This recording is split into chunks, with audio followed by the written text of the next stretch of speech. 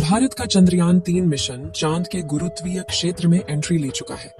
14 जुलाई 2023 के दिन दोपहर के 2:35 पर चंद्रयान-3 ने श्रीहरिकोटा के सतीश धवन स्पेस सेंटर से एक सफल उड़ान भरी और अब चंद्रयान-3 अंतरिक्ष में पहुंचकर चांद के इलेक्ट्रिकल रूट में एंट्री ले चुका है, जिसमें सफर करते हुए स्पेसक्राफ्ट धीरे धीरे चांद की धरती के पास जा रहा है। लेकिन अब इसका आगे का सफर इतना आसान नहीं होने वाला और इस सफर में सबसे मुश्किल है इसका आखिरी पड़ाव, जिसमें यह 23 अगस्त के दिन चांद के दक्षिणी ध्रुव पर सॉफ्ट लैंडिंग करने की कोशिश करेगा। और इसी प्रयास में साल 2019 में चंद्रयान-2 का मिशन असफल हुआ था। तो अब सवाल आता है कि आखिर क्यों चांद पर जाना इतना भयानक है, और नासा के वैज्ञानिकों ने चांद पर ऐसा क्या देखा कि 70 दशक में चांद पर जीत हासिल करने वाले नासा ने अचानक से अपने सारे मून मिशन बंद कर दिए। इस वीडियो में हम चांद से जुड़ी इन्हीं रहस्यमयी बातों से पर्दा उठाएंगे। साथ ही आपको चंद्रयान-3 के बारे में भी कुछ नया और अनोखा बताएंगे, तो वीडियो को पूरा देखिएगा। दोस्तों, पृथ्वी से चंद्रमा की पूरी तरह से गोलाई दिखाई देती है। वास्तव में चांद भी पृथ्वी की तरह अंडाकार है। चांद की सतह पर बेहद स्थिर और हल्का वायुमंडल मौजूद है। यह तो आप जानते ही होंगे कि साल 2009 में चंद्रयान एक मिशन ने चांद पर पानी की खोज की थी। लेकिन आपको बता दें कि चांद की सतह पर पानी लिक्विड फॉर्म में मौजूद नहीं है, बल्कि बड़े बड़े गड्ढों में बेहद ठंडे पत्थरों और बर्फ के रूप में मौजूद है। साथियों, चांद से जुड़ी ये रहस्यमयी बात यह भी है कि स्विट्जरलैंड की यूनिवर्सिटी ओनफ बीसेल ने अपने अध्ययन में यह बात खोज निकाली थी कि चंद्रमा पृथ्वी पर रहने वाले लोगों की नींद पर भी असर डालता है। कहा जाता है कि जहां अमावस के दिन लोग काफी अच्छी नींद कर पाते हैं, वहीं पूर्णिमा पर उन्हें कम नींद आती है। हालांकि विज्ञान ने इस बात को पूरी तरह से स्पष्ट नहीं किया और आज भी कुछ वैज्ञानिक इस बात पर अध्ययन कर रहे हैं। साथियों, चांद की जमीन काफी ऊबड़ खाबड़ है और इसमें कई बड़े बड़े क्रेटर यानी गड्ढे मौजूद हैं, जो इतने बड़े हैं कि पिछले करोड़ों सालों से इनके अंदर सूरज की रोशनी तक नहीं पहुंच पाई है। इनमें से सबसे बड़ा गड्ढा चांद के दक्षिणी ध्रुवों में मौजूद है। इस गड्ढे का डायामीटर 2500 किलोमीटर और गहराई तो इतनी ज्यादा है कि इसमें एक के ऊपर एक करके 10 बुर्ज खलीफा समा जाएं। इस गड्ढे की गहराई 8.2 किलोमीटर के आसपास है और यह पूरे सोलर सिस्टम के सभी ग्रहों और उपग्रहों में मौजूद गड्ढों में सबसे बड़ा गड्ढा है। माना जाता है कि चांद की धरती में पानी छुपा हो सकता है, और वह भी थोड़ा बहुत नहीं, बल्कि पूरे 100 मिलियन टन। इसके अलावा यहाँ पर hydrogen, sodium, ammonia, mercury, methane और सिल्वर जैसे मूल्यवान संसाधनों का खजाना मौजूद हो सकता है, जिसकी खोज करने के लिए ही चंद्रमा पर चंद्रयान-3 मिशन को भेजा गया है। साथियों, साल 1959 में रशिया के स्पेसक्राफ्ट ने पहली बार चांद पर लैंडिंग की थी, जिसके बाद अमेरिका ने भी कई मून मिशन किए और 20 जुलाई 1969 को नासा के अपोलो मिशन के दौरान एस्ट्रोनॉट नील आर्मस्ट्रॉन्ग और बज एल्ड्रिन ने चांद पर पहली बार कदम रखा था। जिसके बाद नासा ने कई मून मिशन किए थे और अपने कुल 12 एस्ट्रोनॉट्स को चांद पर भेजा।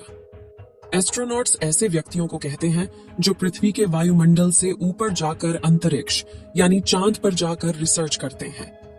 लेकिन दिसंबर 1972 में अपोलो 17 मिशन के बाद नासा ने अचानक से इंसानों को चांद पर भेजना बंद कर दिया, जिसके लिए उन्होंने कारण दिया कि चांद पर फिलहाल ऐसा कुछ नहीं है जिसकी रिसर्च की जा सके।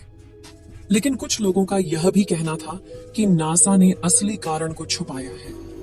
नासा के द्वारा भेजे गए इन 12 में से कई अंतरिक्ष यात्रियों ने चांद पर कुछ अजीब सी आवाज भी सुनी थी, तो कुछ ने चांद पर बनी अजीब ब्रिज और कूलिंग टावर जैसी रचना को भी देखा था।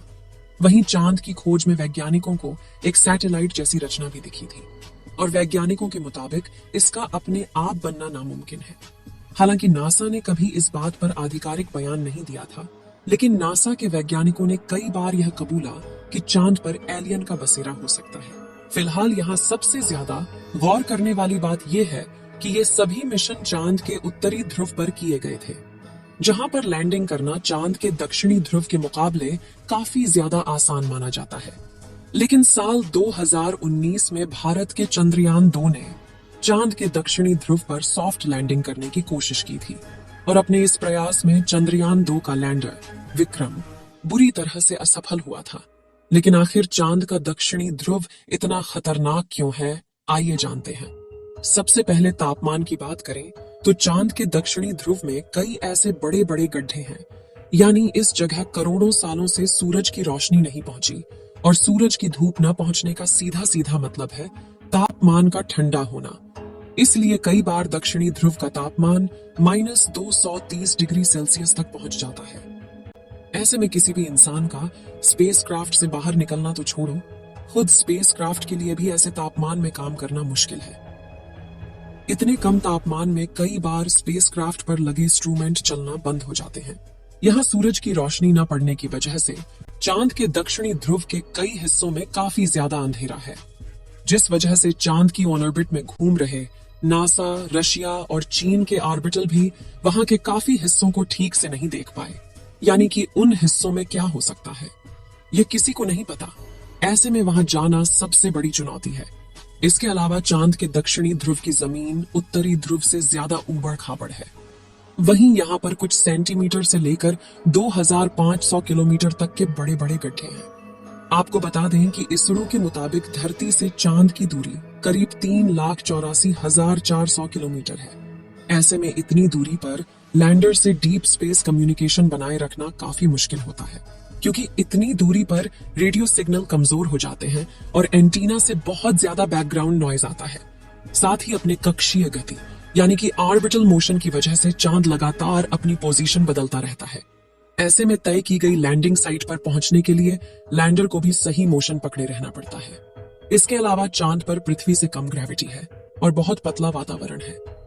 साथ ही चांद के दक्षिणी ध्रुव में काफी बड़े बड़े पत्थर और गड्ढे होने के साथ धूल उड़ती है, और ये सभी कारण किसी भी लैंडर को लैंडिंग करने में काफी चैलेंज देते हैं। पिछली बार चंद्रमा की सतह से 2.1 किलोमीटर पर चंद्रयान 2 के लैंडर से इसरो का संपर्क टूट गया था, और इन्हीं में से किसी एक कारण की वजह से वह चांद की सतह पर क्रैश लैंडिंग करके तबाह हो गया था। लेकिन पिछली बार आई मुसीबत से सीख लेकर इसरो ने चंद्रयान 3 के लैंडर विक्रम को पहले से ज्यादा एडवांस्ड और पावरफुल बनाया है।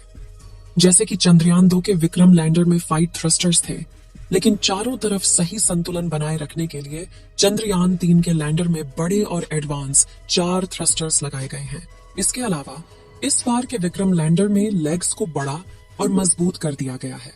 साथ ही इसकी फ्यूल स्टोरेज कैपेसिटी को भी बढ़ाया गया है। वहीं उसमें लगे कम्युनिकेशन डिवाइस भी एडवांस तकनीक का इस्तेमाल कर रहे हैं, जिससे इस बार लैंडर इसरो से संपर्क न तोड़े। और सबसे जरूरी बात कि सॉफ्ट लैंडिंग सीक्वेंस को भी काफी हद तक सुधार दिया गया है। इन सभी बदलावों से चंद्रयान 3 के लैंडर को चांद की सतह पर सॉफ्ट लैंडिंग करने में आसानी होगी। साथ ही उन सभी बदलावों को टेस्ट करने के लिए सिमुलेशन चलाकर विक्रम लैंडर की हजारों बार टेस्टिंग की गई है, जिसमें ठंडे तापमान में उपकरण चल रहे हैं कि नहीं, उनकी जांच करना, लैंडर के पैरों की मजबूती टेस्ट करना, कम ग्रेविटी में थ्रस्टर्स टेस्ट करना, ऊबड़ खाबड़ सतह पर लैंड करवाना, ये सभी शामिल है। और इसकी लैंडिंग साइट यानी चंद्रमा की धरती पर उतारने की जगह इसको भी पहले से ज्यादा बढ़ाकर 4x2.4 किलोमीटर की लोकेशन चुना गया है।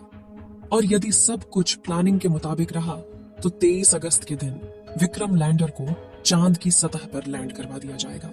अगर चंद्रयान 3 ने सफलतापूर्वक लैंडिंग कर ली तो भारत पहला देश होगा जिसने इतनी भयानक जगह पर लैंडिंग करवाई है। चंद्रयान 3 के सफल होने की दुआएं आप कमेंट बॉक्स में करते रहें। चलिए दोस्तों, इस वीडियो को यहीं पर खत्म करते हैं। इस वीडियो को एक लाइक जरूर करें और अपने मित्रों तक इस वीडियो को शेयर करें ताकि उन्हें भी जानकारी मिल सके, और अपने भरोसेमंद चैनल को सब्सक्राइब जरूर करें और बेल आइकन को ऑल पर सिलेक्ट करना बिल्कुल ना भूलें। वीडियो को अंत तक देखने के लिए धन्यवाद।